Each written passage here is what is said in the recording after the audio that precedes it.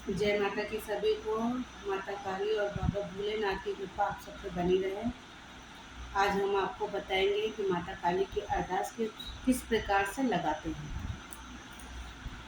और अगर आप सभी मेरे चैनल पर नए आए हैं तो आप उस चैनल को सब्सक्राइब करें, लाइक करें, शेयर करें, बेल आइकन को प्रेस करें, जिससे कि आपके पास नोटिफिकेशन पहुंच जाए।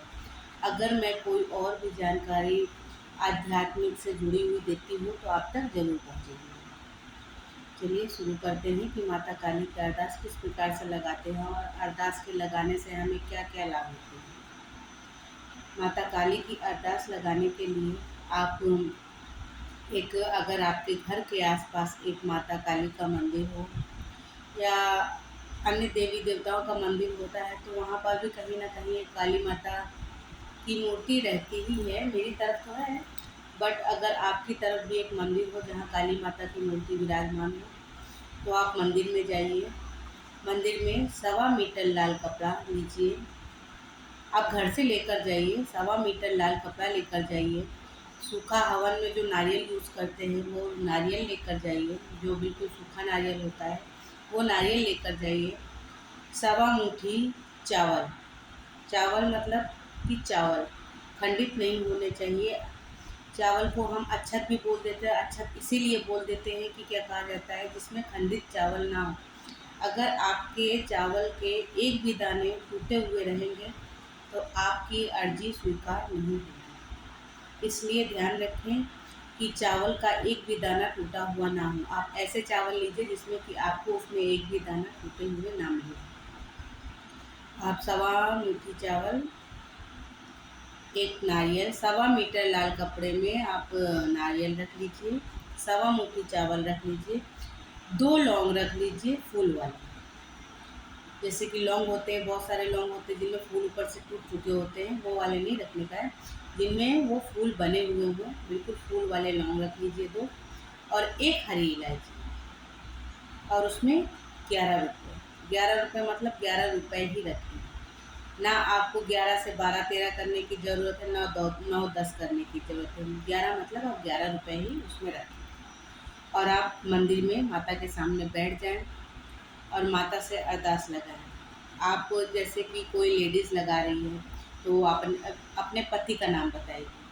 अगर कोई जेंट्स लगा रहा है या कोई बच्चा लगा रहा है, कोई लड़का लगा रहा है, तो वो किस तरीके से लगाएगा, वो अपने पिता का नाम बताएगा। अगर गोत्र का पता हो तो गोत्र बताएगा और फिर माता के सामने अरदास लगाएगा। लेकिन अरदास में ये ध्यान रखें कि हमें अरदास माता की परीक्षा लेने के लिए नहीं लगाना है, कि जैसे बोला जाता है कि नहीं, माँ अरदास से हर काम करती ही करती है।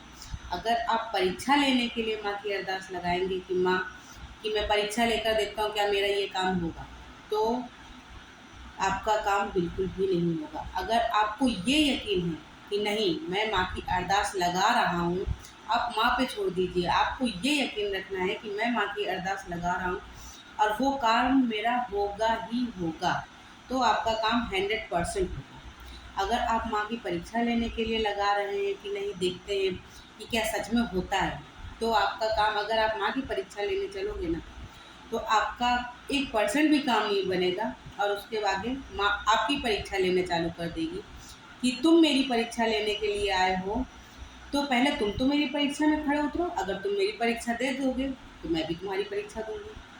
तो ये काम कभी मत करें। अगर माता से अर्जी लगानी है तो आप बिल्कुल ध्यान रखें कि माँ को अर्जी बिल्कुल अपने दिल से लगाएं, निस्वार्थ भाव से लगाएं, और एक बार में सिर्फ एक ही अर्जी लगाई जाएगी। ऐसा नहीं कि और अर्जी तभी लगाएं आप जब आपको बहुत ही ज़रूरी काम हो, जब आप टूट चुके हो, जब आपको ऐसा लगता हो कि ये काम अब हो ही नहीं सकता है, तब आप माँ की अर्जी लगाएं। आपका काम 100% होगा। और ये ध्यान रखें कि एक अर्जी पर एक ही हम मांग रखेंगे माँ से, कि नहीं किसी ने बोल दिया है मुझे स्कूल में पास करवा दो, किसी ने बोल दिया मेरा ये काम करवा दो, किसी ने बोला। आप एक टाइम पे एक ही अर्जी लगाएंगे। अगर आप अपनी भी समस्या माँ के सामने रख दिए, अब बच्चों का भी रख दिए, घर का भी रख दिए, परिवार, तो माँ कंफ्यूज हो जाएगी कि इतने सारे में मैं कौन सा काम करूँ। तो एक टाइम पे एक ही अर्जी लगेगी। वो अर्जी आप इस तरीके से लगाएंगे, आप माँ के सामने बैठेंगे, माता से बोलेंगे, माता भगवती, आप मैं आपके पास आया हूँ, मैं बहुत परेशान हूँ, मुझे इस चीज़ में बहुत परेशानी आ रही है, मेरा यह कार्य नहीं हो पा रहा है, आप मेरे इस कार्य को पूरा करें। तो उसके लिए आप माँ के सामने संकल्प लेंगे। माँ के सामने क्या संकल्प लेंगे कि माँ, मेरा यह कार्य पूरा हो जाएगा तो मैं आपकी कढ़ाई चढ़ाऊँगा। और माँ की कढ़ाई चढ़ाना, अगर आपका कोई कार्य होता है तो माँ की कढ़ाई आपको स्वाभाविक चढ़ानी ही चाहिए। बस यही आप बोलेंगे माँ से कि मैं आपकी कढ़ाई चढ़ाऊँगा और ये जो मैं अरदास लगा रहा हूँ, ये मैं आपके चरणों में वापस रख कर जाऊँगा। अगर मेरी ये अरदास पूरी हो गई तो आपको अरदास इस तरीके से लगाना है। आपको माँ के सामने बैठ जाना है। माँ के सामने बैठने के बाद आपको बोलना है कि माँ, ये मेरा नाम है, ये मेरे पिता का नाम है, ये मेरी पत्नी का नाम है, ये मेरा गोत्र है, मेरा घर यहाँ पर है जहाँ पर आपका मतलब जहाँ पर आप रहते हो या जहाँ आपका घर हो। अगर आप जैसे रहते दूसरी जगह है और आपका घर दूसरी जगह है, मतलब जैसे आप गांव में घर है आपका, आप वहाँ के हो, वहाँ पे रहते थे और अभी आप दूसरी जगह रह रहे हैं, तो आप दोनों जगह का बताइए कि माँ, मैं वहाँ रहता था, वो मेरा जन्म स्थल है, मैं अभी यहाँ पे रह रहा हूँ, मेरी ये परेशानी है, आप इसको सॉल्व करें, आप इसको पूरी तरीके से मेरा ये सपना पूरा करें। तो माँ आपकी 101% वो आपका अरदास स्वीकार करेगी। लेकिन अगर आपने परीक्षा लेने के लिए माँ के सामने अरदास लगाई हो तो ये कभी भी पूर्ण नहीं होगा। अरदास एक ऐसा काम करती है कि जैसे कि हम मंदिर में जाते हैं, आपने देखा होगा मंदिर में जाते हैं, हमें पंडित मिलते हैं, हम भी होते हैं, प्रसाद भी होता है, माँ भी होती है, पर वहाँ पे पंडित भी होते हैं। तो हम डायरेक्ट प्रसाद माँ के सामने नहीं रख पाते हैं। हम उनसे प्रार्थना तो करते हैं लेकिन हम डायरेक्ट प्रसाद माँ के सामने नहीं रख पाते, वो हमें पंडित को ही देना पड़ता है, फिर वो माँ के चरणों में चढ़ाता है। ठीक अरदास भी उसी प्रकार से काम करती है कि जब हम अरदास लगाते हैं और वो हम बीच वाला काम करती है, जैसे कि हम दो माँ के बीच में और हमारे बीच में एक बीच का काम करती है अरदास की, मैंने उनको बोला है तो वो काम माँ तक वो अरदास माँ तक पहुँच जाएगा और वो चीज़ माँ ज़रूर करेगी। तो ऐसा होता है। तो आप माँ को अरदास लगाइए, बेझिझक लगाइए, माँ ज़रूर अरदास पूरी करेगी। और अगर आपने परीक्षा लेने के लिए की है तो आपका कार्य कभी सिद्ध नहीं होगा, कभी पूरा नहीं होगा, क्योंकि माँ परीक्षा देने के लिए कभी भी किसी का कार्य नहीं करती है।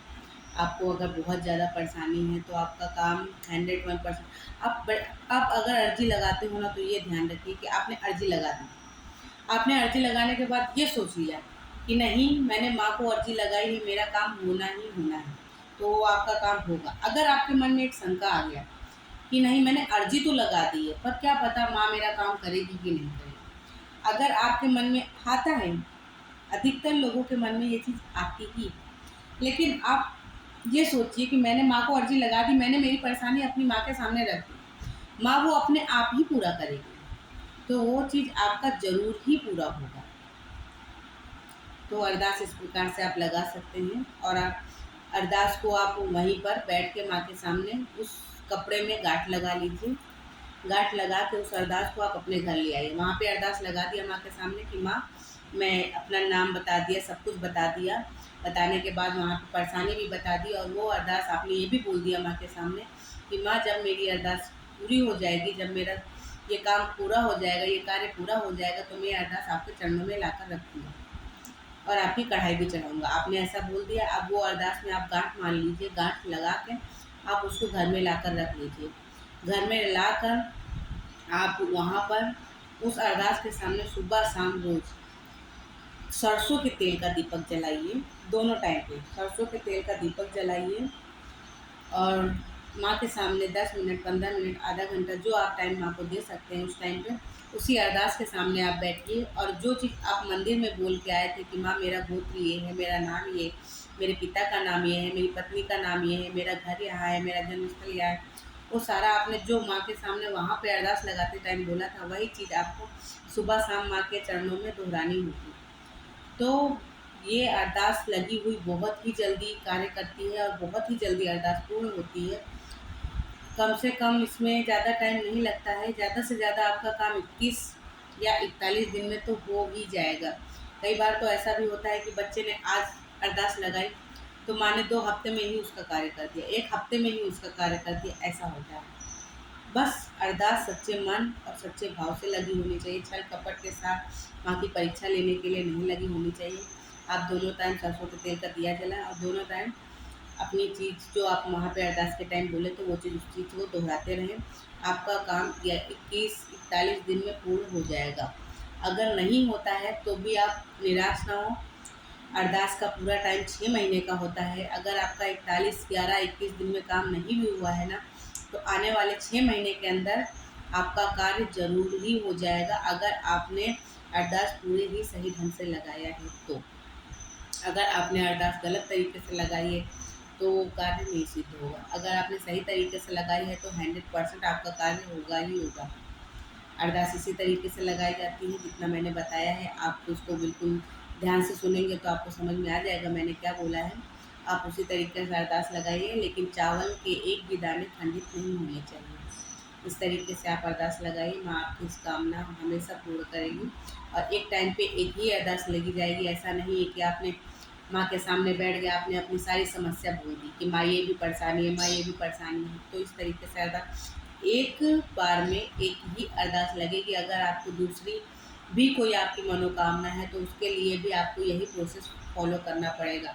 आपको ठीक उसी तरीके से मंदिर जाना पड़ेगा, उसी तरीके से कपड़ा लेकर, नारियल रख के, 11 रुपए रख के, लौंग इलायची रख के, सवा मुट्ठी चावल रख के आपको वापस से अरदास लगानी पड़ेगी दूसरे काम के लिए। एक अरदास से एक टाइम पे एक ही अरदास लगेगी, उसमें एक ही इच्छा अपनी पूरी जाएगी। इसका आप ध्यान रखें और चावल खंडित नहीं होने चाहिए।